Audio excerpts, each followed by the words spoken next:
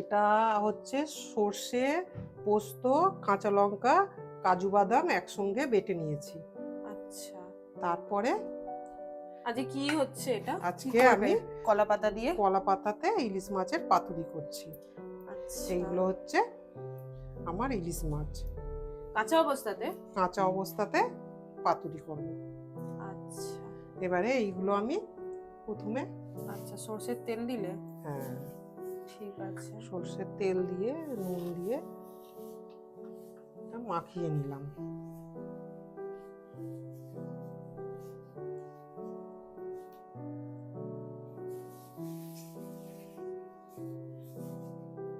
এটা চামচ দিয়ে করলেও করা যায়, কিন্তু আমার মায়ের হাতের স্বাদ, আহা। আমি মাকে বলেছিলাম চামচ ইউজ কলা করবে পাতায় না। সর্ষের তেল মাখিয়ে নেব। আচ্ছা, কলা পাতাতেও সর্ষের তেল মাখা। হ্যাঁ। আচ্ছা, কলা পাতাটা এরকমই ছিল? হ্যাঁ, কলা পাতাটা একটু কড়াতে দিয়ে ঝলসে নিয়েছি। আচ্ছা, ঝলসে নিয়েছো? একটু একটু স্টিম হুম। করে দিয়েছো? হ্যাঁ, এবারে সর্ষের তেল সর্ষের মাখিয়ে তেল নিচ্ছি। মাখাচ্ছো? হ্যাঁ, কলা আচ্ছা, পাতাটা এটা কেউ ভেবো না যে কলা পাতাটা এরকম কেন। কলা পাতাটা একটু আগুনে পুড়িয়ে নেওয়া হয়েছে কড়াতে, তারপরে সেই কারণে এরকম। ঝলসে নেওয়া হয়েছে।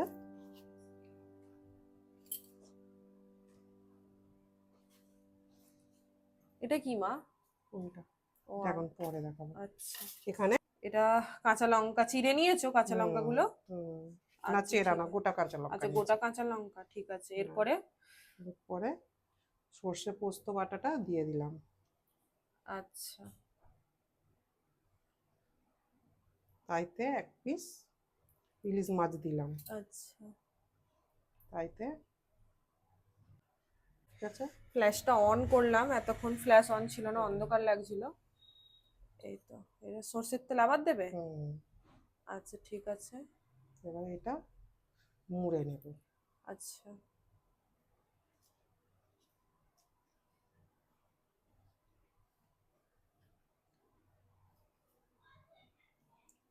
শেষে সুতো বাঁধবে, এখন উল্টে রাখো। কাঁচা লঙ্কা দিলে না? দিয়েছি। ওই কাঁচা লঙ্কা আবার দিয়েছি। একটা আবার একটা।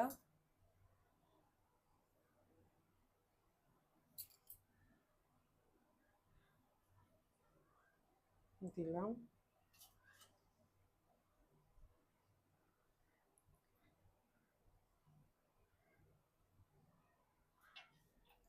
আবার একটা কাঁচা লঙ্কা দিয়ে দিয়েছো। কি সুন্দর লাগছে গো মা।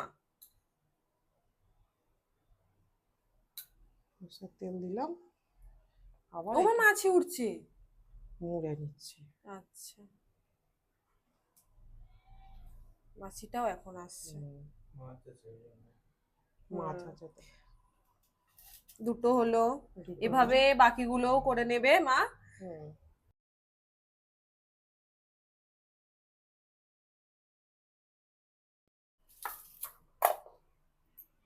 সুতোটা কোথায় রাখলাম মনে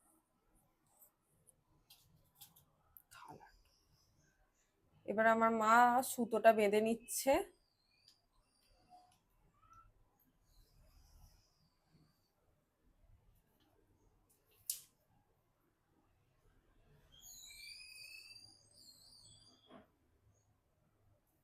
এই যে আমার মা সাজিয়ে নিচ্ছে, এখনো এটাকে ভাপানো হয়নি, কিন্তু এটা আমার মা সাজাচ্ছে।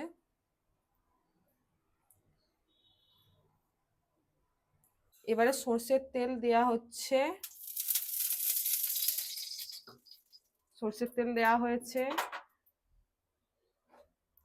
এরপরে এই যে কলা পাতায় মোড়া যে পাতুরিগুলো রয়েছে সেগুলো একে একে দিয়ে দেওয়া হচ্ছে।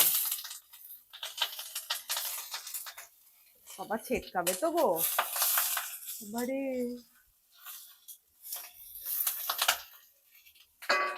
সব দিয়ে দেওয়া হয়েছে। এবারে চাপা দিয়ে দেওয়া হচ্ছে। দিয়ে দাও চাপাটা। এটা 5 মিনিট ঢাকা দেওয়া রইলো, গ্যাসটা আস্তে দিয়ে। এরপরে ঢাকা খুলে ওইটাকে উল্টে দিতে হবে পাতুরিগুলোকে। তারপরে 5 মিনিট রেখে তাহলে তৈরি হয়ে যাবে আমাদের ইলিশ মাছের পাতুরি। এই যে পাতুরিগুলো উল্টে দেওয়ার পরে পাতুরিগুলো হয়ে এসেছে, আর একটু কিছুক্ষণ চাপা দিয়ে রাখবে, তাহলে হয়ে যাবে। একচোটে খাবার পাতে দেখা হচ্ছে, এরপরে খুলে দেখাবো তারপরে পাতুরিগুলো কেমন হয়েছে।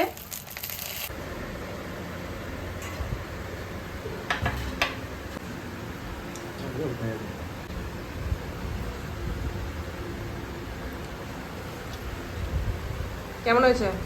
দারুণ হয়েছে, পুরো ইউনিক টেস্ট ইলিশ মাছের। ঠিক আছে তাহলে।